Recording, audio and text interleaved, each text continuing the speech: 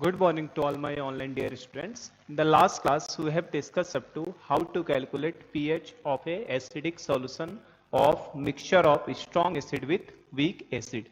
And in today's class, we are going to continue with the numericals problem on that topic. दो तीन numericals तो मैंने उस class में भी आपके कराए थे और आज हम लोग और उसी के ऊपर न्यूमेरिकल कंटिन्यू करेंगे। तो जो लास्ट लेक्चर में हमारा टॉपिक हमने सीखा था बेटा, हमारे पास हम लोग फोर्थ केस में आ चुके थे। केस नंबर 1 हमने पढ़ा था केवल स्ट्रॉन्ग एसिड्स का सॉल्यूशन हो। सेकेंड केस था जिसमें मिक्सचर ऑफ स्ट्रॉन्ग एसिड था। थर्ड केस था जिसके अंदर स्ट्रॉन्ग केवल वीक एसिड का सॉल्यूशन था। और फोर्थ केस हम लोग देखने जा रहे हैं जिसमें स्ट्रॉन्ग एसिड के साथ आपका वीक एसिड भी अपीयर हो रहा था। तो फोर्थ केस हम आता है एसिडिक सॉल्यूशन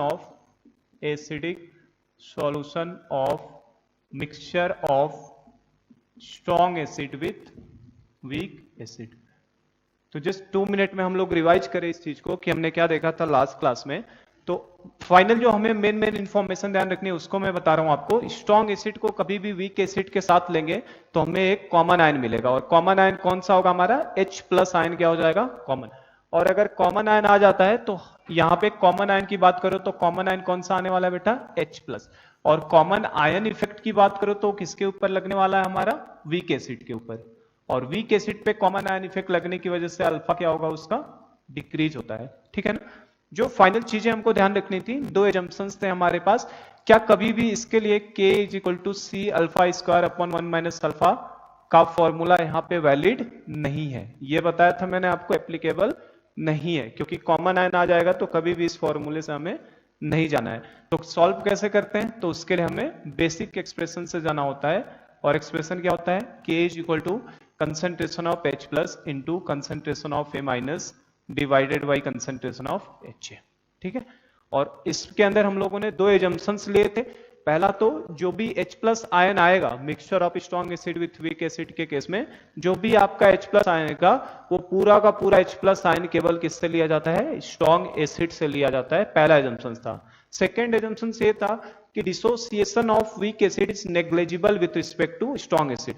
अगर स्ट्रॉन्ग एसिड को हमने डाल दिया है तो वीक एसिड का डिसोसिएशन पहले से तो कम होता ही है, लेकिन अगर स्ट्रॉन्ग एसिड की मौजूदगी हो जाती है तो डिसोसिएशन काफी ज्यादा कम होता है, जिसको हम लोग ऑलमोस्ट नेग्लिजिबल करते थे। तो हमें क्या क्या ध्यान रखना था, जो भी सॉल्यूशन के अंदर H+ आएगा, ये H+ पूरा का पूरा H+ किससे आने वाला है, स्ट्रॉन्ग एसिड से, सबसे पहली बात। दूसरी चीज कि जो भी आपका वीक एसिड का कंसंट्रेशन इनिशियल दिया होगा वही वीक एसिड का कंसंट्रेशन आपको इक्विलिब्रियम पे भी मिलेगा। इसका मीनिंग यही है कि आपको जो कंसंट्रेशन वीक एसिड का दिया है सीधा का सीधा वही वैल्यू आपको उठा के यहाँ पे रख देना होता है। ठीक। तीसरी चीज कि अगर एनायन का कंसंट्रेशन हमसे पूछ लिया तो एनायन का कंसंट्रेशन हम लोग C concentration of weak acid into alpha से निकाल लेंगे। ठीक है। और लास्ट फोर्थ चीज कि हमें हमेशा यूज क्या करना है, एक्सप्रेशन। हमें किससे जाना है, हमेशा एक्सप्रेशन से जाना है। इस फॉर्मूले को हम लोग यहाँ पे यूज नहीं कर सकते हैं क्योंकि कॉमन आयन इफेक्ट के केस में कभी भी ये फॉर्मूला वैलिड नहीं होता है। ठीक है। तो इसके ऊपर मेन आपको यही 4 चीजें ध्यान रखने, अगर ये 4 चीजें हमने दिमाग में रख ली हैं तो बेटा mixture of strong acid with weak acid का प्रॉब्लम कभी भी गलत नहीं होगा। और ये काफी इंपॉर्टेंट केस है, फोर्थ केस हमारा काफी इंपॉर्टेंट है। ये हमें चारों फॉर्मूले समझ में आने चाहिए, चारों जो मेन चीजें मैं बता रहा हूं इनको हमें ध्यान में रखना है। चलिए, तो हम लोग क्या करते हैं, कल न्यूमेरिकल तो लिया था इसके ऊपर 2-3 मैंने, आज फिर मैं न्यूमेरिकल इन्हीं के ऊपर न्यूमेरिकल से लेता हूं, न्यूमेरिकल से ही हम लोग कंटिन्यू करते हैं आगे। चलो, कल हमने जो क्वेश्चंस लिए थे उनमें मैंने वॉल्यूम के इफेक्ट का रोल नहीं दिखाया था। आज के न्यूमेरिकल में मैं आपको वॉल्यूम का रोल दिखाऊंगा, जो जेई में ज्यादातर वॉल्यूम के रोल के हिसाब से पूछा जाता है क्वेश्चन। तो जैसे देखिए आपका फर्स्ट क्वेश्चन मान लो कुछ इस तरीके का है, calculate pH of a solution, calculate pH of a solution obtained by mixing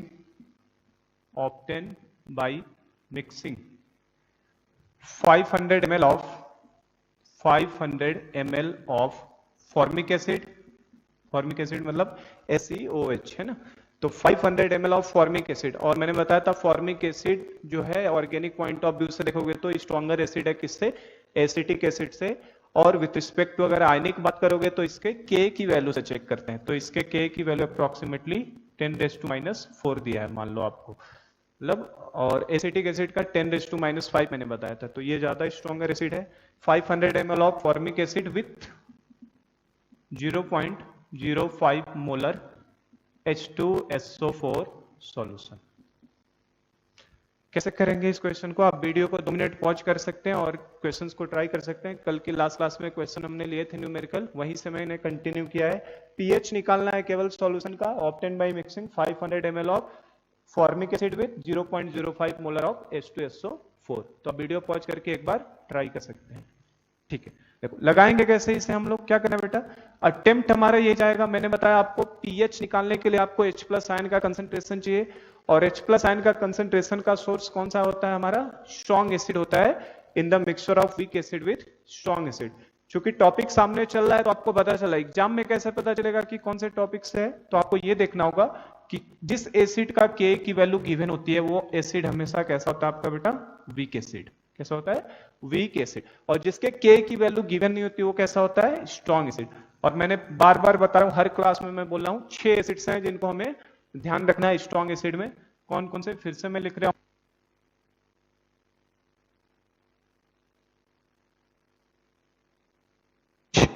6 acids हैं हमारे पास जिनको हमें याद रखना है। HClO4 है, H2SO4 है और HNO3 है। देखो ये 3 बेटा ऑक्सी एसिड्स हैं और 3 हाइड्रा एसिड्स होते हैं। कौन कौन से? HI, HBr और HCl। इन 6 के अलावा कोई भी एसिड दिखाई दे वो हमेशा कैसा रहेगा हमारे लिए? वीक एसिड होगा। और दूसरी चीज पहचान करने का सबसे अच्छा तरीका यह है कि वीक एसिड का हमेशा आपको K की वैल्यू गिवन रहती है ना, और स्ट्रॉन्ग एसिड के केस में K जैसी कोई वैल्यू डिफाइंड नहीं है क्योंकि वो प्रैक्टिकली काफी लार्ज होता है। तो 0.05 मोलर H2SO4 है, तो हम लोग सीधा फॉर्मूला ही लगाएंगे कि H+ जो भी प्रोड्यूस होगा that will be produce by strong acid, H+ of strong acid. और H+ ऑफ स्ट्रॉन्ग एसिड अगर आप निकालने चलेंगे यहाँ पे तो आप देखो 0.05 तो हो गया कंसंट्रेशन H2SO4 का, तो H+ का कितना होगा? मैंने बता दिया आपको, इकलौता डाइबेसिक एसिड है जिसके पास क्या है? 2 H+ हैं एक साथ। तो ये इसका मतलब जो भी कंसंट्रेशन आपको दिया होगा H+ का कंसंट्रेशन हमेशा इसका डबल हो जाएगा। तो 0.05 इंटू 2 करना पड़ेगा, ठीक है ना, क्योंकि वो 2 बार ऐसा क्वेश्चन में ले रहा हूं, है ना, डबल है, डाइबेसिक है तो 2 हो जाएगा। तो ये आपका कितना आ जाएगा? 0.5 को 2 से मल्टीप्लाई कर दे कितना हो जाएगा? 0.1, जिससे हम लोग चाहे तो 10⁻⁻1 लिख सकते हैं। तो आपका यहां से पीएच वैल्यू कितनी निकाला होगा आपने? 1। ठीक है, यही किया है सबने, तो ये बेटा गलत है ना। अगर ये आपने किया है तो ये आपका गलत है। सोते सोते जाग जाते हैं हम लोग करते करते सवालों को थोड़ा। ये अगर आपने अप्रोच लगाया, आप बोलेंगे कि सर पढ़ाए तो ये आपने जो भी H+ आएगा वो स्ट्रॉन्ग एसिड से लेना है, तो हमने तो सही किया है, जो काम करना था यही करना है। लेकिन मैं अभी बोल रहा हूँ ये चीज क्या है? गलत है। क्या रीजन है इसका गलत होने का? तो देखो बेटा, अभी तक जो मैंने क्वेश्चंस लिए थे पिछले क्लास में, उनमें आप देखो कहीं भी मैंने वॉल्यूम को मिक्स नहीं कराया कि इस वॉल्यूम को दूसरे वॉल्यूम के साथ मैं मिक्स करा रहा हूं, है ना। वॉल्यूम की मिक्सिंग वाला टाइप का प्रॉब्लम मैंने नहीं दिया था। अगर मैं आपका वॉल्यूम को मिक्स कराऊंगा ना तो उस समय हमारा कंसंट्रेशन की वैल्यू क्या हो जाती है? चेंज होती है। तो अगर वॉल्यूम के मिक्सिंग का प्रॉब्लम आएगा तो आपको कंसंट्रेशन की वैल्यू को चेंज करना होगा। तो 500 ml ऑफ, अच्छा एक चीज यहाँ पे 1500 ml ले लो इसका, 1500 ml ऑफ इसका ले लेते हैं ना, 1500 ml। तो देखो अगर वॉल्यूम मिक्सिंग का प्रॉब्लम जब भी आता है ना तो वॉल्यूम आप मिक्स करोगे तो कंसंट्रेशन वही रहने वाला नहीं है, क्योंकि कंसंट्रेशन उस समय क्या हो जाएगा? चेंज हो जाएगा। तो क्वेश्चन को ध्यान से देखिएगा, अगर वॉल्यूम के मिक्सिंग का प्रॉब्लम है, जैसे 500 ml इसका लिया है और 1500 ml इसका लिया है, तो जब भी वॉल्यूम को मिक्स करोगे तो उस समय कंसंट्रेशन की वैल्यू क्या हो जाएगी? चेंज हो जाती है। तो हमें डाइल्यूशन फॉर्मूला को अप्लाई करना पड़ सकता है। तो हम लोग क्या करेंगे यहाँ पे बेटा? M1V1 is equal to M2V2 लगाएंगे। जाना अभी भी आपको यही है, देने का सोर्स अभी भी कौन सा रहेगा? H2SO4 ही रहेगा। लेकिन H2SO4 का जो कंसंट्रेशन आएगा अब वो 0.05 नहीं रहेगा, क्योंकि इसके 500 ml के साथ हमने H2SO4 का कितना मिक्स किया है? 1500 ml मिक्स किया है। जब तक वॉल्यूम गिवन नहीं होगा दोनों का, तब तक दोनों के लिए वॉल्यूम सेम माना जाता है, ठीक है। और अगर वॉल्यूम आपको दे देगा तो इसका मतलब जाहिर सी बात है वो 2 अलग अलग कंटेनर से उठा के मिक्स करा रहा है, और अगर एक ही वॉल्यूम दिया है तो मतलब वो एक ही कंटेनर के अंदर रखे हुए हैं। तो M1V1 is equal to M2V2 कर सकते हैं। तो M1 की जगह पे आप कितना रख दोगे बेटा? H2SO4 का कंसंट्रेशन शुरू में कितना है? 0.05, H2SO4 का शुरू में कंसेंट्रेशन कितना है 0.05 इंटू V1 की जगह पे बात करो तो कितना इसका वॉल्यूम है 1500 है ना। तो स्टार्टिंग का वॉल्यूम कितना है आपका 1500 इज इक्वल टू M2 नया वाला कंसेंट्रेशन हम लोग क्या करेंगे पता करेंगे, और V2 की बात करो तो नया वाला वॉल्यूम कितना हो जाएगा बेटा 1500 ml H2SO4 का और 500 ml फॉर्मिक एसिड का, तो 15 और 5 मिलकर कितना हो जाएगा 1500 प्लस 500 हो जाएगा ना ये। तो आपको H2SO4 का मिक्सिंग के बाद नया वॉल्यूम मतलब नया कंसेंट्रेशन पहले आपको पता करना पड़ेगा। तो नया कंसेंट्रेशन कितना हो जाएगा M2 is equal to 0.05 into 1500 divided by ये कितना हो जाएगा बेटा 2000। तो देखो 2 जीरो यहां से कैंसिल आउट कर लो है ना, और ये देखो 0.05 है तो इसे हम लोग चाहें तो 15 कितना 0.75 लिख सकते हैं ना, तो 0.75 अपॉन कितना हो जाएगा आपका 20 हो जाएगा। तो ये हमारा कौन सा कंसेंट्रेशन हो गया नया वाला कंसेंट्रेशन। तो नया कंसेंट्रेशन कितना हो जाएगा M2 इज इक्वल टू 0.75/20। तो this is the new concentration of H2SO4 after mixing of this both solution है ना, दो सॉल्यूशन को आपने मिक्स किया है तो नया कंसेंट्रेशन कितना हो चुका है 0.75/20। तो अगर ये H2SO4 का कंसेंट्रेशन है तो कंसेंट्रेशन ऑफ H प्लस किसके बराबर होगा, तो H प्लस का कंसेंट्रेशन हमेशा 2 times of concentration of H2SO4 होगा है कि नहीं, क्योंकि ये 2 H देने वाला है ना। तो बस आप इसको मल्टीप्लाई करोगे तो ये कितना हो जाएगा 2 इंटू 0.75/20। तो ये हमारा कितना आने वाला है यहां से कितना हो जाएगा ये आपका 0.75 को 2 से मल्टीप्लाई करो तो ये 1.5 हो जाएगा। तो 1.5 बाई कितना हो गया ये आपका 20 हो गया। और अगर आपसे pH पूछा है तो pH इज इक्वल टू क्या होता है बेटा minus log of H plus, कितना होता है minus log of H plus. तो बस आप इसको सॉल्व कर लीजिए, इसको आप चाहे तो 15/200 लिख लो, सिंप्लिसिटी के लिए कितना लिख लो 15/200, और इससे ना हो तो 15/2 इंटू 10 पावर कितना लिख दो -2। और लॉग लगाने का तरीका मैंने बताई है, जो भी आपका 10 के पावर निगेटिव पावर दिखता है उसको आगे ले लो तो कितना आ जाएगा 2, आगे आ जाएगा माइनस लॉग ऑफ कितना हो जाएगा 15/2। तो log 15/2 की वैल्यू तो निकाल सकते हैं ना, log 15 की वैल्यू क्या हो जाएगी log 3 प्लस log 5, क्योंकि log 15 को 3 इंटू 5 लिख सकते हैं ना। तो log 3 की वैल्यू हमें पता है 0.48, log 5 की वैल्यू हमें पता है कितना 0.70, तो दोनों को जोड़ लो और माइनस log 2 0.30 है ना, तो उससे करके ये वैल्यू मिल जाएगी, दो में से माइनस कर देंगे तो हमारे pH का आंसर आ जाएगा।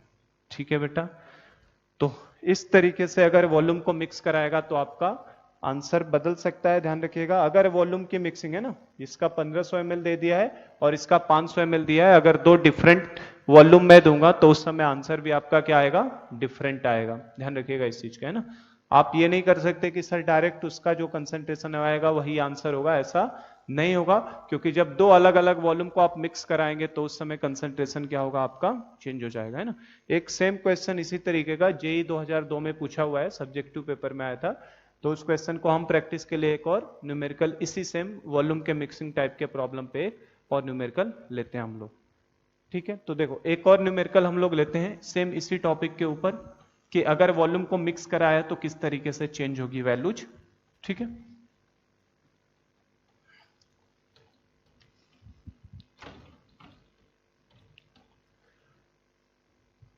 चलो तो देखो न्यूमेरिकल एक और है अपने पास जिसमें हमें दे रहा है 500 ml ऑफ, ध्यान रखना वॉल्यूम अगर मिक्स करा रहा है तो आप ध्यान रखिएगा वॉल्यूम मिक्स कराएगा तो हमेशा आपको dilution formula M1V1 is equal to M2V2 लगाना पड़ सकता है, क्योंकि अगर डिफरेंट वॉल्यूम दिया है उसका मतलब कि कंसंट्रेशन चेंज होगा आफ्टर मिक्सिंग के बाद, तो इस चीज पे थोड़ा गौर करना है ना। इसीलिए आज की क्लास में मैंने वो ये दो अलग तरीके से प्रॉब्लम ले रहा हूं।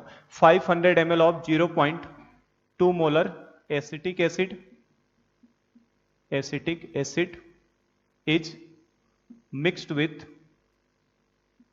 is mixed with 500 ml of 0.2 molar HCl solution at 25 degree centigrade है ना। क्वेश्चन दे रहा है 500 ml of 0.2 molar acetic acid is mixed with 500 ml of 0.2 molar HCl solution at 25 degree centigrade, और हमारा क्वेश्चन ये पूछ रहा हमसे calculate degree of dissociation, calculate degree of dissociation of acetic acid, calculate degree of dissociation of acetic acid and pH of the resulting solution, pH of the resulting solution। और अगर हमें acetic acid पता है, weak acid है, तो उसके Ka की value problem में गिवन होनी चाहिए, मैंने बता ही दिया है आपको। तो आपको यहां पे दे रहा है गिवन, एक डेटा गिवन है, हमें क्या दिया है, Ka for acetic acid is Ka for acetic acid is 1.75 into 10⁻⁵। तो इस क्वेश्चन को आप एक ट्राई दे सकते हैं, 2 मिनट के लिए वीडियो पॉज करिए और इस क्वेश्चन को आप ट्राई दीजिए कि हो रहा है आपसे कि सॉल्व नहीं हो रहा है, ठीक है। तो ये भी काफी, ये देखो जो क्वेश्चन मैंने पिछला लिया है सिमिलर उसी तरीके का है, मैंने आपको 2 अलग अलग कंसंट्रेशन दिए हैं और 2 मैंने आपको वॉल्यूम भी दिए हैं, सिमिलर टाइप का प्रॉब्लम है, आप एक बार इसे अटेम्प्ट कर सकते हैं। बस इसमें एक नई चीज क्या है, डिग्री ऑफ डिसोसिएशन पूछ लिया, तो उसका भी मैंने आपको कॉन्सेप्ट सिखाया है कि डिग्री ऑफ डिसोसिएशन को किस तरीके से निकाला जाता है। चलो, तो अगर आपने ट्राई कर लिया है तो हम लोग सॉल्व करते हैं इसे। देखो बेटा, अगर वॉल्यूम को मिक्स कराएगा जब भी 500 ml 0.2 molar acetic acid, 500 ml 0.2 molar HCl, जब भी वॉल्यूम को मिक्स कराएगा तो वॉल्यूम को मिक्सिंग कराने का मतलब ही हो गया कंसंट्रेशन की वैल्यू बदलेगी, सेम वैल्यू रहने वाली नहीं है, ठीक है। तो आपको पहले उस हिसाब से चलना पड़ेगा। तो आप देखें यहां पे, ये कैसे पता चलेगा सर ये कौन सी कैटेगरी का प्रॉब्लम है, क्योंकि एग्जाम में तो ये बता के नहीं आएगा कि राहुल सर ने जो केस नंबर 4 पढ़ाया है उसका सवाल है, उससे सॉल्व करो। अभी आपके सामने केस नंबर 4 चल रहा है तो आपको समझ में आ रहा है कि हाँ ठीक है ऐसे कर लेंगे, लेकिन एग्जाम में बता के नहीं आएगा, वो आपको खुद अंडरस्टैंडिंग होनी चाहिए। कैसे आप पता करोगे, तो देखो बेटा, मिक्सिंग दे रहा है और हमें पता है एसिटिक एसिड किस तरीके का एसिड है, वीक एसिड है, और HCl किस तरीके का एसिड है, स्ट्रॉन्ग एसिड है। तो जाहिर सी बात है this is nothing but the mixture of strong acid with weak acid. और mixture with strong acid and strong acid with weak acid की खासियत क्या होती है, जो H+ आता है वो केवल और केवल कौन देने का सोर्स होता है, उसका HCl। तो अगर आपने बेटा अगर वॉल्यूम को इग्नोर किया है तो आप देखो कैसे सॉल्व करोगे, आप क्या दिमाग लगाओगे, अगर वॉल्यूम वाला आइडिया नहीं है तो आप ये दिमाग लगाओगे कि H+ का सोर्स तो केवल HCl होगा, तो HCl होगा तो यहां से मुझे सीधा सीधा दिख जाएगा concentration of H+ is equal to 0.2, that can be written as 2 into 10⁻⁻1। और मुझसे अगर किसी ने pH पूछ लिया गलती से तो pH क्या हो जाएगा, 1 - log2, है ना, जो 10 के पावर नेगेटिव होता है उसको ले लेते हैं, तो आपका आंसर कितना आने लगेगा, 0.70, जो कि गलत होगा, जो कि क्या है, गलत है। फिर कह रहा हूं गलत है, क्यों गलत है, क्योंकि वॉल्यूम दिया है और जब भी वॉल्यूम 2 अलग अलग मिक्स कराएगा तो वहां पे pH की वैल्यू चेंज होती ही होती है, ध्यान रखिएगा इस चीज को, है ना। तो pH वैल्यू चेंज होती है। तो फिर क्या किया जाए, कैसे लगाया जाए आखिर, तो वही जो मैंने कॉन्सेप्ट बताया, आप हर बार क्या करोगे, वॉल्यूम अगर मिक्स कराएगा तो आप हमेशा किससे जाना, डायलूशन फॉर्मूले से, क्योंकि आपको नया कंसंट्रेशन उसका निकालना पड़ेगा, किसका, उस स्ट्रॉन्ग एसिड का जिससे टोटल H+ आने वाला है। और हमारा HCl का अगर बात करें तो HCl का एमोन कितना है हमारे लिए स्टार्टिंग में, 0.2 इंटू HCl का वॉल्यूम कितना दिया बेटा, 500 इज इक्वल टू M2, नया वाला कंसंट्रेशन हमें पता करना है। वॉल्यूम 2 की बात करो तो वॉल्यूम T कितना हो जाएगा, 500 ml तो HCl था, 500 एसिटिक एसिड डाल दिया, तो 500 और 500 मिलके कितना हो जाएगा बेटा, ये 1000 हो जाएगा, ठीक है। तो आप देखो यहां से नया कंसंट्रेशन मिलेगा HCl का, तो कंसंट्रेशन ऑफ HCl कितना हो जाएगा नया, 500 इंटू 0.2 करोगे तो ये 50 हो जाएगा, क्या नहीं 100 हो जाएगा ना, ये देखो आप डेसिमल जाएगा तो 50 इंटू 2 कितना 100, और 100 divided by 1000 that will be 1/10, और 1/10 को 10 के पावर -1 तो लिख सकते हैं ना। तो देखो आपको अगर चीजें आसान से, देखो आप सही से लगाओगे ना तो डेटा ऐसा देता है कि क्वेश्चन टफ नहीं होता, इजीली सॉल्व हो जाता है। तो अगर कंसंट्रेशन ये जो M2 आया, this is nothing but the concentration of किसका है, HCl का। तो HCl एक स्ट्रॉन्ग एसिड है, तो HCl का जितना कंसंट्रेशन होगा उतना ही H+ होगा, उतना ही Cl- होगा। तो अगर कंसंट्रेशन ऑफ HCl हमारा 10 के पावर -1 है तो कंसंट्रेशन ऑफ H+ कितना आ जाएगा, 10 के पावर -1 आ जाएगा, क्योंकि H+ का सोर्स पूरा का पूरा क्या होगा, mixture of weak acid with strong acid में H+ का सोर्स केवल स्ट्रॉन्ग एसिड है, और स्ट्रॉन्ग एसिड का फाइनल कंसंट्रेशन 10 पावर -1 है। HCl का कंसंट्रेशन अगर 10 पावर -1 है तो H+ का कंसंट्रेशन भी 10 पावर -1 होगा, और अगर H+ आपका 10 पावर -1 है तो pH कितना हो जाएगा बेटा, जो 10 के पावर नेगेटिव वैल्यू होती है वही pH होती है। तो बुकलेट में जो जेई सेक्शन वाले क्वेश्चंस दिए हैं उसमें जाके देखना, फर्स्ट प्रॉब्लम यही वाला है ना, कि किस तरीके से निकालना है। तो आप नीला लीजिएगा, पीएच की वैल्यू कितनी आएगी, 1 आएगी, ना कि 0.7। तो वॉल्यूम में ध्यान रखिएगा, जब भी वॉल्यूम मिक्सिंग कराएगा,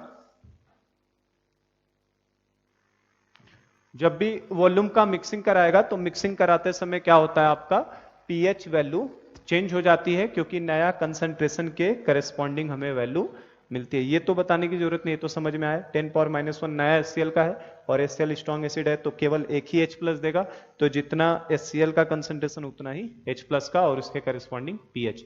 ये वाला पार्ट कैसे करोगे, डिग्री ऑफ डिसोसिएशन वाला, degree of dissociation of CH3COH कैसे करोगे।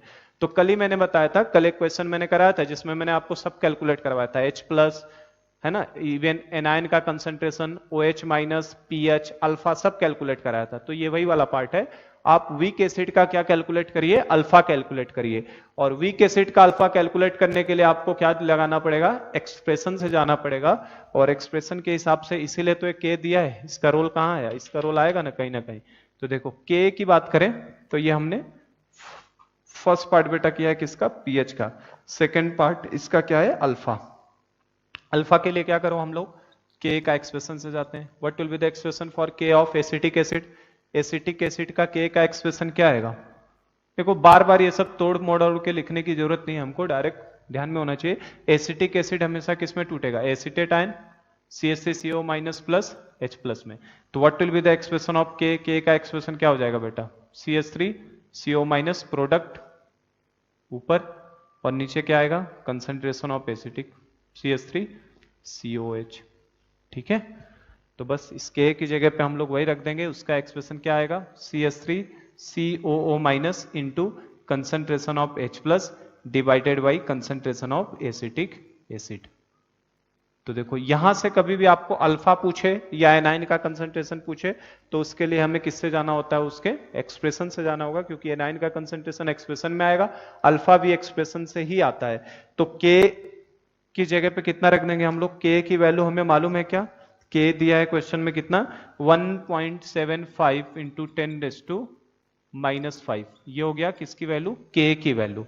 K is equal to concentration of acetate ion. Acetate ion का कंसंट्रेशन हमें कहीं भी मालूम नहीं है।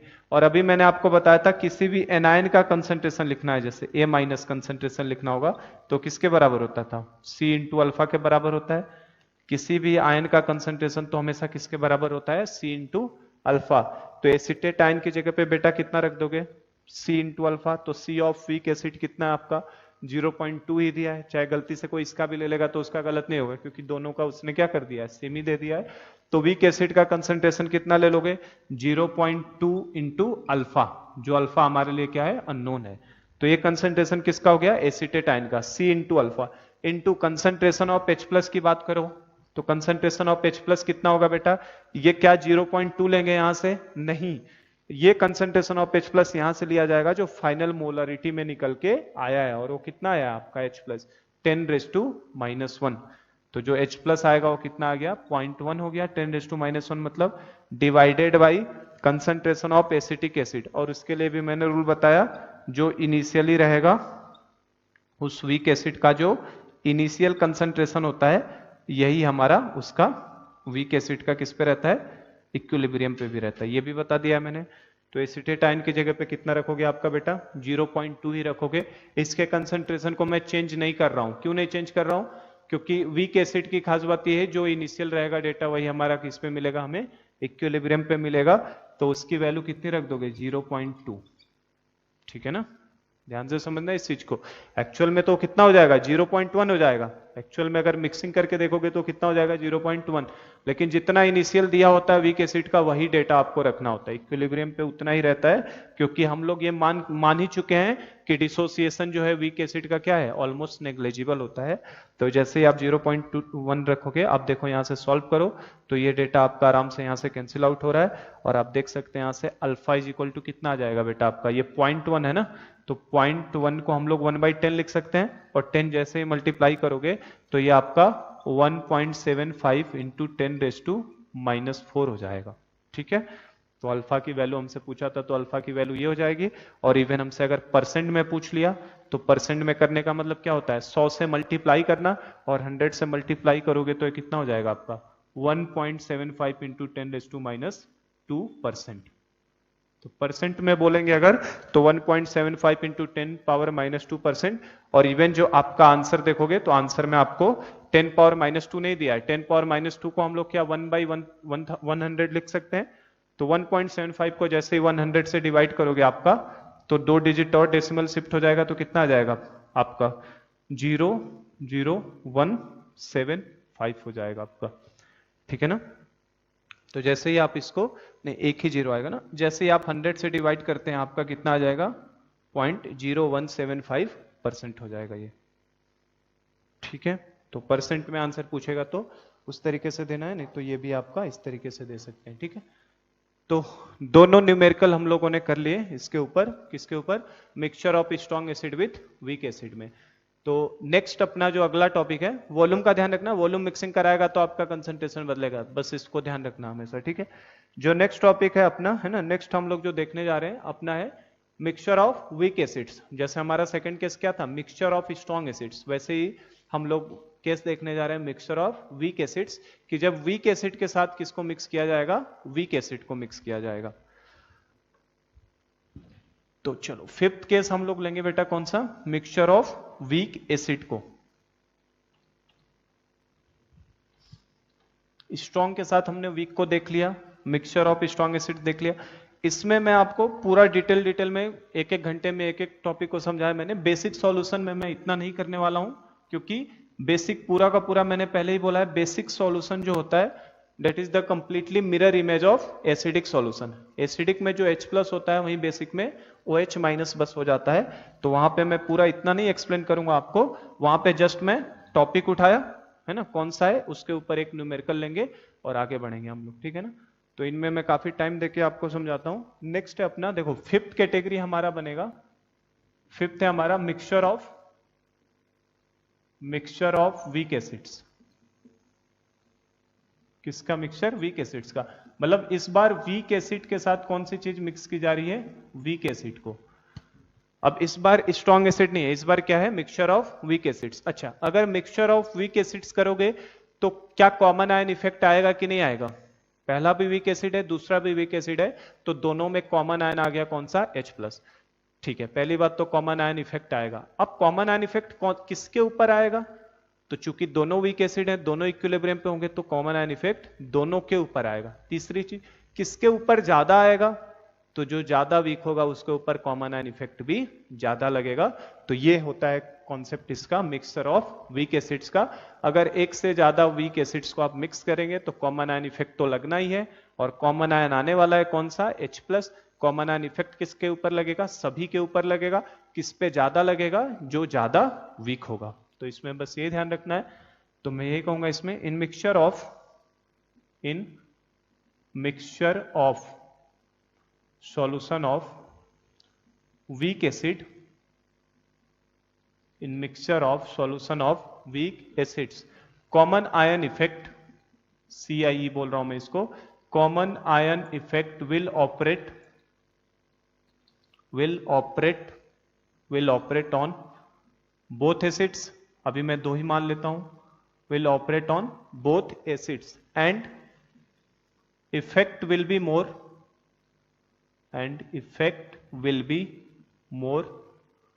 on that acid, effect will be more on that acid which is more weaker, समझे क्या बेटा।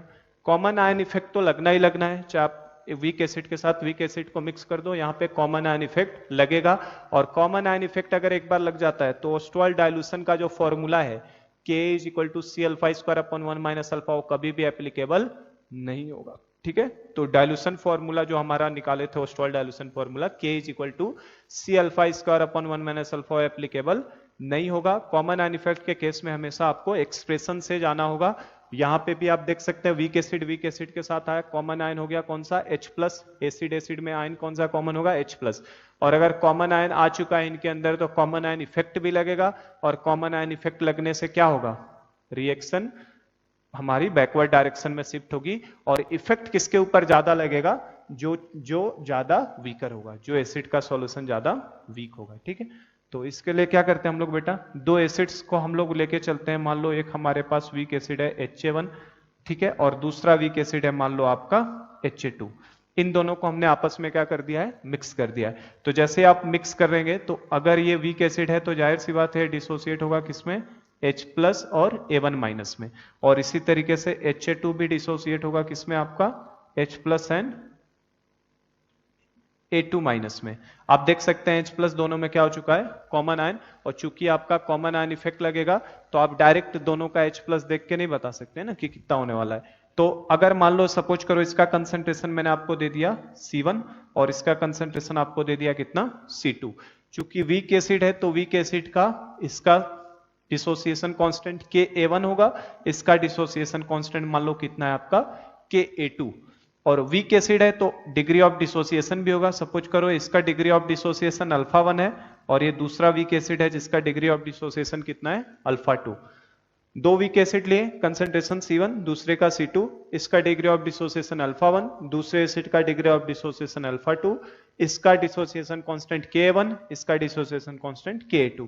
तो हमें पता ही है जब वीक एसिड का प्रॉब्लम है तो वीक एसिड के केस में आपको कंसंट्रेशन एंड K ये दोनों गिवन होता है, अल्फा क्या होता है जनरली उसका अननोन होता है। तो वही करवा रहा हूं मैं आपको, दोनों को मिक्स किया है। क्या होगा स्टार्टिंग में t बराबर 0 की अगर बात करें, t बराबर 0 मतलब क्या, किसी चीज का आप जैसे ही शुभारंभ करते हैं तो क्या होता है, t बराबर 0, जस्ट आपने स्टार्ट किया तो t बराबर 0 पे इसका कंसंट्रेशन कितना है बेटा, C1, तो उस समय H प्लस की कोई वैल्यू नहीं होगी, A माइनस भी नहीं होगा। नेक्स्ट स्टेप में क्या होता है, ये C1 माइनस C1 अल्फा 1 हो जाएगा, ये कितना C1 अल्फा 1, ये कितना C1 अल्फा 1। ठीक है, इसी तरीके से अगर इस पे बात करो तो ये कितना हो जाएगा, t बराबर 0 पे बेटा कितना रहेगा C2, t बराबर जैसे इक्विलिब्रियम आएगा, यहां भी क्या आ चुका है इक्विलिब्रियम, तो जैसे इक्विलिब्रियम आएगा ये आपका कितना हो जाएगा C2 माइनस C2 अल्फा 2, ये कितना, ये शुरू में तो नहीं रहेगा, अगले स्टेप में C2 अल्फा 2 और ये वाला भी C2 अल्फा 2। ठीक है, अब चूंकि ये मिक्सचर है, दोनों वीक एसिड का क्या है, मिक्सचर है, अगर दोनों वीक एसिड का मिक्सचर है तो उनमें देख सकते हैं आप कॉमन आयन कौन सा है, H प्लस। तो ये एक तरीके का साइमल्टेनियस इक्विलिब्रियम हो गया, एक साथ दो दो इक्विलिब्रियम एस्टैब्लिश हो रहे हैं, और जब एक साथ दो दो इक्विलिब्रियम आते हैं बेटा तो जो कॉमन आयन होता है उसका कंसंट्रेशन हर इक्विलिब्रियम से दिया जाता है। जैसे कॉमन आयन H प्लस है ना, तो इसका कंसंट्रेशन केवल C1 अल्फा 1 नहीं रहेगा, उसके अंदर C2 अल्फा 2 भी फाइनली तो हमें एक सॉल्यूशन में दिखाई देगा ना। ये क्या हम लोग अलग अलग कंटेनर में लिए हैं क्या, नहीं, ये सब पूरा का पूरा एक कंटेनर के अंदर है, मतलब मिक्सचर ऑफ वीक एसिड्स हैं। तो जो फाइनल कंसंट्रेशन कॉमन आयन का दिखाई देगा वो हर इक्विलिब्रियम वाले से कंसंट्रेशन लिया जाता है, मतलब H प्लस का कंसंट्रेशन केवल C1 अल्फा 1 नहीं रहेगा, इसके अंदर C2 अल्फा 2 भी जुड़ेगा, मतलब इसका कंसंट्रेशन इतना हो जाएगा, और यहां भी C1 अल्फा 1। देखो ये कॉमन आयन है ना, जब भी जो कॉमन आयन होगा उसका कंसंट्रेशन हर इक्विलिब्रियम से हमें लिया जाता है, क्योंकि ये साइमल्टेनियस इक्विलिब्रियम है। ये दिमाग में होना चाहिए कि H प्लस केवल C1 अल्फा 1 नहीं है, मिक्स होने के बाद C1 alpha 1 plus C2 alpha 2, और यहां भी वही चीज रहेगी C1 alpha 1 plus C2 alpha 2। ठीक है, अब अगर हमें अल्फा 1 और अल्फा 2 की वैल्यू मिल जाए तो क्या H प्लस का कंसंट्रेशन मिल जाएगा। देखो बेटा H प्लस हमारा कितना आया, H प्लस हमारा आ जाएगा C1 alpha 1 plus C2 alpha 2। तो अगर एक बार मुझे अल्फा 1 और अल्फा 2 की वैल्यू मिल जाएगी तो मैं कंसंट्रेशन ऑफ H प्लस आसानी से कैलकुलेट कर सकता हूं। हमारा काम क्या है, अल्फा 1 और अल्फा 2 को कैलकुलेट करना। तो उसके लिए कैसे कैलकुलेट करेंगे, उनके एक्सप्रेशन से चलो और उससे कैलकुलेट करते हैं। तो देखो पहली बात करो, अगर Ka1 की बात करो तो क्या Ka1 का एक्सप्रेशन हम लिख सकते हैं, इसके लिए क्या लिखोगे बेटा, concentration of H plus into concentration of A1 minus divided by concentration of HA, यही लिखेंगे हम लोग। ठीक है, और इनकी वैल्यूज को भी डाल सकते हैं। कंसंट्रेशन ऑफ H प्लस की जगह पे कितना रखोगे आप, C1 alpha 1 plus C2 alpha 2। ठीक है, और कंसंट्रेशन ऑफ A1 माइनस की जगह पे कितना रखेंगे आप, C1 alpha 1 divided by concentration of HA, तो इक्विलिब्रियम पे HA का कंसंट्रेशन कितना बेटा, C1 minus C1 alpha 1, C1 minus C1 alpha 1। ठीक है, और इसी तरीके से Ka2 का भी एक्सप्रेशन लिख सकते हैं हम लोग सेकंड के लिए। तो के देखो इसकी जरूरत तो नहीं है इतना, ये डेरिवेशन की इतनी जरूरत नहीं है, फिर भी कॉपी थोड़ा सुंदर दिखे, अच्छा लगे, उसके लिए हम लोग बस डेरिवेशन कर रहे हैं। फाइनली आपको जो मैं H+ का फॉर्मूला बताऊंगा उसे ही याद रखना है, ठीक है। तो देखो Ka2 का एक्सप्रेशन क्या आएगा आपका, concentration of H+ into A2- divided by concentration of Ha2, ये Ha1 है, ठीक है ना। तो ये कितना हो जाएगा, फिर से यहाँ पे वैल्यूज को रख दिया जाएगा, तो C1 α1 प्लस C2 α2, ठीक है, और C2 α2 इसका कंसंट्रेशन कितना है C2 α2 डिवाइडेड बाई इसका कंसंट्रेशन कितना है आपका C2 - C2 α2। तो ये देखो, एक छोटा सा मैथमेटिकल बस एक्सप्रेशन है, इसी को कैसे भी हमें मैनिपुलेट करना है, दोनों को आपस में सॉल्व करके हमें तो केवल किसकी वैल्यू मिल जाए, α1 और α2, तो हमें क्या मिल जाएगा, H+ मिल जाएगा। कैसे करना है, क्या करोगे आप, देखो यहाँ पे आप देख सकते हैं, यहां से देखो C1, ये वाला जो C1 है, यहां से अगर C1 मैंने कॉमन लिया तो कैंसिल आउट हो जाएगा, C1 कॉमन लेते ही क्या हो जाएगा, कट जाएगा। तो क्या बचेगा ऊपर आपका, ऊपर आ जाएगा C1 α1 plus C2 α2 into α1 divided by 1 - α1, यही बचेगा, ठीक है। और दूसरे में बात करें तो दूसरे में भी यही चीज देखो, C2 से C2 क्या हो जाएगा, कैंसिल आउट, तो ऊपर क्या बचेगा, C1 α1 plus C2 α2 into α2 divided by नीचे क्या आएगा, 1 - α2, ठीक है। अब चूंकि ये वीक एसिड है, वीक एसिड का डिग्री ऑफ डिसोसिएशन ऑलरेडी बहुत कम होता है, ये डिसोसिएट होना ही नहीं चाहता, और अगर हमने दोनों को मिक्स कर दिया है तो इसमें तो कॉमन आयन इफेक्ट भी आ गया, और कॉमन आयन इफेक्ट आ गया तो मतलब और डिसोसिएशन पहले से कम हो जाएगा। तो अगर डिसोसिएशन पहले से कम हो जाएगा तो बेटा हम लोग क्या करते हैं, 1 - α1 जो है, 1 - α1 इसको अप्रोक्सीमेटली कितना ले लेंगे, 1। अल्फा को क्या कर देंगे, 1 के रिस्पेक्ट में नेग्लेक्ट कर देंगे, है ना, काफी छोटी वैल्यू हो जाने की वजह से। और यहां पे भी वही करना है, 1 - α2 को अप्रोक्सीमेट आप कितना ले लोगे, 1, मतलब इसको नेग्लेक्ट करके अप्रोक्सीमेट कितना कर दिया हमने, अल्फा को 1 के रिस्पेक्ट में नेग्लेक्ट कर दिया, और यहां भी हमने अल्फा को क्या कर दिया, 1 के रिस्पेक्ट में नेग्लेक्ट। अब बस इन्हीं दोनों को आप सॉल्व करके क्या निकालना है आपको, α1 और α2 की वैल्यू। तो देखो उसके लिए क्या तरीका होता है, इसको मान लो इक्वेशन नंबर 1 मान लेते हैं, ये फर्स्ट है, और इसे मान लो आप सेकंड, ठीक है। तो यहां करता हूं मैं साइड में, देखो हम लोग क्या करते हैं, फर्स्ट को सेकंड से डिवाइड कर देते हैं। हम लोग क्या करते हैं, क्वेश्चन नंबर 1 को, फर्स्ट जो इक्वेशन है इसको हम लोग सेकंड से क्या करते हैं, डिवाइड। तो जैसे आप फर्स्ट को सेकंड से डिवाइड करोगे आपको क्या दिखाई देगा, Ka1 अपॉन,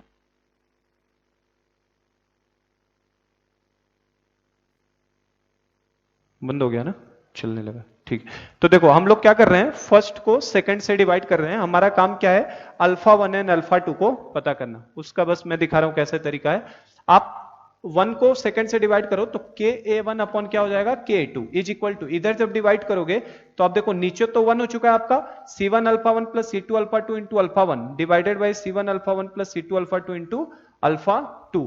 तो इसको अगर डिवाइड किया जाए तो देखो C1 α1 प्लस C2 α2 इंटू α1 ऊपर हो गया वहां से, डिवाइडेड बाई इक्वेशन नंबर 2 का क्या है आपका, C1 α1 प्लस C2 α2 इंटू α2। तो अब देखो ये दोनों भी तो आपस में कैंसिल आउट हो जाएंगे ना, तो यहां से क्या करो बेटा, α1 निकाल लो, यहां से बस क्या करो, α1 निकाल लो, तो α1 इज इक्वल टू क्या हो जाएगा आपका, Ka1 अपॉन Ka2 इंटू α2। अब इस α1 की वैल्यू को उठा के किसी एक में डाल दो, चाहे फर्स्ट में डाल लो चाहे सेकंड में, क्योंकि दो अननोन है ना, तो दो इक्वेशन चाहिए, दोनों से बस मैनिपुलेट करके निकालना है। तो मान लो सपोज करो मैंने पुटिंग α1 इन इक्वेशन फर्स्ट में मान लो मैंने रख दिया वैल्यू, तो अब फर्स्ट वहां से देखो कितना है, फर्स्ट आपका Ka1 इज इक्वल टू कितना है आपका, C1 α1 प्लस C2 α2 इंटू α1, ठीक है ना। इसमें α1 की वैल्यूज को डाल देते हैं, कितना हो जाएगा, C1 इंटू α1 की जगह पे रखो K1 upon K2 into α2 plus C2 α2, ठीक है, इंटू α1 की जगह पे कितना रखना है हमें, Ka1 अपॉन Ka2 इंटू α2, ठीक है। और बस यहां से अब देखो थोड़ा सा और सिंप्लीफाई करो, काम हो जाएगा आपका। अब देखो यहाँ पे Ka1 है ना, Ka1, तो देखो मैं Ka1 से Ka1 को कट कर सकता हूं यहां से आराम से, है ना। और आप यहां से ये भी देख सकते हो α2 और α2 क्या है, कॉमन है ना इनके बीच में, तो α2 को बाहर ले सकता हूं, तो α2 का स्क्वायर हो जाएगा। तो ये जैसे दोनों कटे यहाँ पे कितना हो जाएगा 1 हो गया, इज इक्वल टू यहां से देखो ये Ka2 को मैं एलसीएम ले लेता हूं, इन दोनों का Ka2 क्या ले लेता हूं एलसीएम। तो देखो यहाँ पे क्या आएगा C1 Ka1 प्लस C2 ये Ka2, ठीक है, और पूरे का डिवाइड बाई Ka2 लिख रहा हूं, एलसीएम लिया है मैंने, ठीक है ना। तो ये हो जाएगा इनटू देखो अल्फा 2 और अल्फा 2 में अल्फा 2 कॉमन था, बाहर लेते ही ये क्या हो गया अल्फा 2 का स्क्वायर हो जाएगा, ठीक है ना। तो बस अब यहां से देखो अल्फा 2 का फॉर्मूला मिल चुका है हमें, क्या मिला बेटा यहां से जैसे सिंप्लीफाई करोगे अल्फा 2 इज इक्वल टू क्या हो जाएगा, ये देखो एक K2 पहले से ना, एक K2 यहां पे भी बचा है, तो इसको क्या K2 का स्क्वायर कर दिया जाए सीधा सीधा, तो इसको K2 का स्क्वायर कर देता हूं, तो alpha 2 square is equal to क्या हो जाएगा K2 का square divided by this value, और जैसे ही मैं रूट लगाऊंगा तो ये क्या हो जाएगा Ka2 divided by under root में C1 into Ka1 plus C2 into Ka2। तो बस ये आपने एक बार अगर अल्फा 2 निकाल लिया तो अल्फा 2 से अल्फा 1 तो मिल ही जाएगा ना। अगर एक बार अल्फा 2 निकल चुका है, नहीं थोड़ा बस ये अल्फा 2 निकल चुका है K2 अपन अंडर रूट में C1 K1 plus C2 K2, अब इस अल्फा 2 की वैल्यू को ले जाके यहाँ पे रख दो, यहाँ पे जैसे इस अल्फा 2 की वैल्यू को रखोगे तो क्या मिल जाएगा अल्फा 1, तो अल्फा 1 इज इक्वल टू क्या हो जाएगा देखो Ka1 अपॉन Ka2 इंटू कितना आ रहा है इंटू अल्फा 1 की जगह पे Ka2 अपॉन अंडर रूट में C1 Ka1 plus C2 Ka2, ठीक है। और आप देखो Ka2 से Ka2 भी क्या हो जाएगा कट हो जाएगा, तो यहां से हम देख सकते हैं अल्फा 2 की वैल्यू कितनी आ गई, अल्फा 2 बोल रहा हूं, अल्फा 1 की वैल्यू कितनी आ गई Ka1 अपॉन अंडर रूट में Ka1 into C1 plus Ka2 into C2, ठीक है। तो ये थोड़ा डेरिवेशन है, इसमें बड़ा सा डेरिवेशन है, पर है ना, मतलब मैं कह रहा हूं बस डेरिवेशन करने की इतनी खास जरूरत नहीं हमें फाइनल जो मैं फॉर्मूला आपको H प्लस का बता रहा हूं वो ध्यान रखना है, क्योंकि न्यूमेरिकली तो हमें फॉर्मूले से ही सॉल्व करना है। H प्लस का फॉर्मूला क्या आपने लिए C1 alpha 1 plus C2 alpha 2, तो हमने एक बार अगर अल्फा 1 निकाल लिया है, अल्फा 1 निकाल लिया, अल्फा 2 निकाल लिया, इन दोनों वैल्यूज को बस वहां पे क्या करना उठा के रख देते हैं और सीधे हमें क्या मिल जाएगा concentration of H plus. Derivation में बार बार कह रहा हूं अगर आपको डेरिवेशन नहीं लग रहा है, जरूरत नहीं है करने की तो मत करो, कोई जरूरत नहीं है, हमें फाइनल फॉर्मूला H प्लस का ध्यान रखना है। पर चूंकि सब लोग पढ़ाते हैं कराते हैं तो मैं भी करा रहा हूं बस, पर उसकी कोई खास जरूरत हमें नहीं है, हमें तो सीधा pH पूछेगा और pH के लिए हमें क्या चाहिए कंसंट्रेशन ऑफ H प्लस। तो अब देखो यहां पे वैल्यूज को रख दिया जाए अगर, तो क्या आ जाएगा आपका आंसर, तो देखो हम लोग finally concentration of H plus हमें जाना है, तो concentration of H plus is equal to क्या हो जाएगा बेटा C1 alpha 1 plus C2 alpha 2, और यहाँ पे बस वैल्यूज को डाल दो, अल्फा 1 और अल्फा 2 हमारा नोन था वो मिल चुका है, तो C1 इंटू अल्फा 1 कितना आया है Ka1 अपॉन अंडर रूट में Ka1 into C1 plus Ka2 into C2, ठीक है, प्लस C2 इंटू देखो अल्फा 2 कितना आया है, अल्फा 2 Ka2 अपॉन आ जाता है, तो Ka2 अपॉन अंडर रूट में Ka1 dot C1 plus Ka2 dot C2, और आप इसे जब थोड़ा सा और अच्छे से ध्यान से देखो तो आप इसे C1 Ka1 लिख सकते हैं प्लस C2 Ka2, और नीचे देखो क्या है दोनों सेम ही है अंडर रूट में, तो क्या C1 Ka1 plus C2 Ka2 को हम लोग अंडर रूट में C1 Ka1 plus C2 Ka2 का होल स्क्वायर लिख सकते हैं स्क्वायर रूट के अंदर, तो एक पावर अगर नीचे वाले पावर से कट कर देंगे तो सीधा सीधा आपको H प्लस यहां से दिखने लगा, कितना आ जाएगा बेटा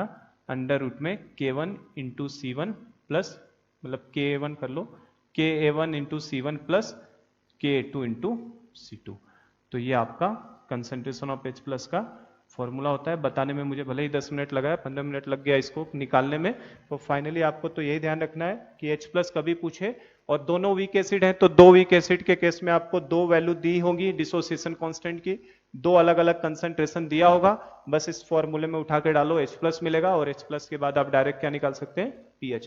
इन जनरल अगर मैं बात करूं, इन जनरल अगर इसी फॉर्मूले को आप जनरलाइज कर दें हम लोग, अगर दो से ज्यादा एसिड्स होता तो क्या होता, आगे मान लो एक और तीसरे एसिड्स को मिला देते तो क्या आ जाता है इसी के अंदर K1 C1 plus K2 C2 plus K3 C3, आगे चौथा होता तो K4 C4। तो इन जनरल हम लोग क्या बोल सकते हैं, इन जनरल जो कंसंट्रेशन ऑफ H प्लस का फॉर्मूला होता है वो होता है अंडर रूट में summation of KAI into CI, और I की वैल्यू आपकी 1 से लेके एन तक जा सकती है, चाहे आप जितने भी एसिड्स को मिलाइए, ठीक है ना। वीक एसिड का मिक्सचर होना चाहिए। तो फाइनली ये ध्यान रखना, मिक्सचर ऑफ वीक एसिड्स, जब भी मिक्सचर ऑफ वीक एसिड्स आएगा तो मिक्सचर के केस में H+ निकालने का केवल और केवल एक इकलौता फॉर्मूला KAI इंटू CI। और बस लास्ट एक और चीज मैं बता दूं इसमें, अगर गलती से कभी क्वेश्चन में बोल दिया वाटर को भी कंसीडर करो, जनरली हमने वाटर को क्या किया है, नेग्लेक्ट, और हम लोग लगभग नेग्लेक्ट करते हैं। स्ट्रॉन्ग एसिड के केस में केवल वाटर को कंसीडर किया हमने, बाकी केसेस में नेग्लेक्ट ही किया है। अगर वाटर को गलती से कंसीडर करने के लिए बोल दे तो वाटर को एसिड या बेस की तरह ट्रीट करोगे तो वाटर का लेक्चर नंबर 6 में है ना, लेक्चर नंबर 6 में प्रॉपर्टीज ऑफ वाटर पढ़ाया मैंने, वहां पे आपको बताया था मैंने वाटर का Ka की वैल्यू कितनी होती है, Kw/55.5, और वाटर का कंसंट्रेशन कितना होता है 55.5। तो अगर हमने कंसीडर कर लिया इन केस ऑफ वाटर, अगर वाटर को भी ले लिया जाए बेटा, तो वाटर का हमें पता है, वाटर का K, अगर वाटर को एसिड की तरह ट्रीट करो या बेस की तरह, तो उसका K या Kb का फॉर्मूला हम लोगों ने निकाला था, कितना आता है Kw/55.5, है ना। Lecture number 6 properties of water में किया हमने इस चीज को। और वाटर को अगर एसिड बेस की तरह माना है तो वाटर का कंसंट्रेशन फिक्स है, कितना, हमेशा 55.5, ये भी हमने निकाला था, ठीक है ना। तो कंसंट्रेशन 55.5, K की वैल्यू फिक्स है, और जैसे ही इन दोनों को आप मल्टीप्लाई करोगे K इंटू C को, तो देखो बेटा अब क्या आएगा, मैजिक हो जाएगा, 55.5 से 55.5 कट, और सीधा सीधा आपको क्या दिखाई देगा, Kw दिखाई देगा। और Kw तो हमें पता ही होता है वाटर का कितना, 10⁻⁴।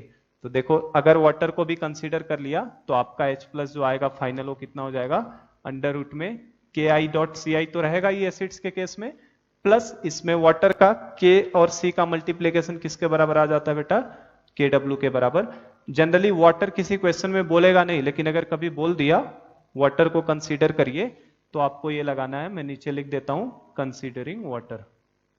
अगर हमने वाटर को कंसीडर किया है तो अगर वाटर को एसिड बेस की तरह कंसीडर किया है तो आप फिर इस फॉर्मूले से जाएंगे, बस उसमें क्या करना है, जो भी वैल्यू उसमें Kw को जोड़ देना होता है, ठीक है। तो ये फॉर्मूला है, इसके ऊपर ही न्यूमेरिकल लगाने हमें, तो बस मैं न्यूमेरिकल लिख देता हूं, मैं आपसे होमवर्क के फॉर्म में दे देता हूं, आप उसे घर से अटेम्प्ट कर लीजिए कि कैसे लगाना है। फॉर्मूला यही है, बस न्यूमेरिकली दे देता हूं, अगर नहीं लगेगा तो कल हम लोग उसे सॉल्व करेंगे। तो ये क्वेश्चन है बस आपका, सपोज करो आपका 0.1 मोलर, जब भी 2 वीक एसिड रहेगा तो उसका कंसंट्रेशन एंड K की वैल्यू गिवन होगी। सपोज करो क्वेश्चन दे रहा है 0.1 मोलर कोई एसिड है HA1, और इसका K की वैल्यू मान लो आपको दिया है 10⁻⁵, ठीक है ना।